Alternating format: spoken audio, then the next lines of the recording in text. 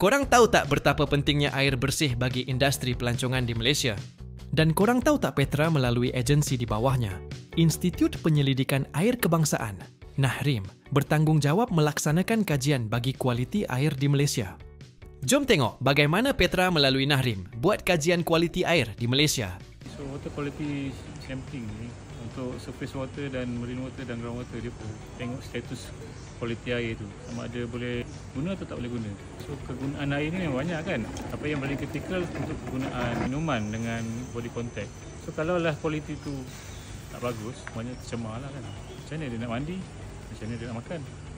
Kalau bagi orang Islam, macam mana dia nak gunakan untuk air tu, air bersifat mutlak nilai dia kan. Untuk orang Islam untuk sembahyang kan, air untuk minuman, air sanitasi. So air untuk tujuan ekopelancongan ni dah jadi market tempat healing kan. Itulah yang one of them lah. Sebab environment ni boleh healingkan kita lah kalau air tu bersih. Apakah cabaran NAHRIM semasa memeriksa kualiti air? Kawasan air yang berbahaya macam lautan kan, musim gelora kan, musim hujan, ada kepala air, ada banjir puing, fenomena air lah, kita bencana air, susah kita nak engage lah.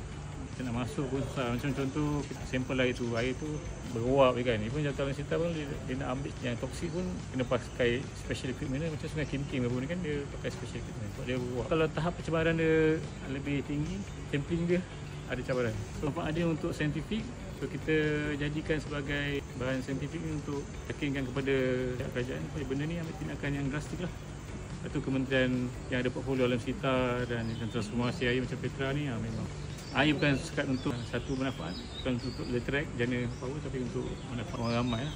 Selaras dengan SDG yang water and sanitation lah.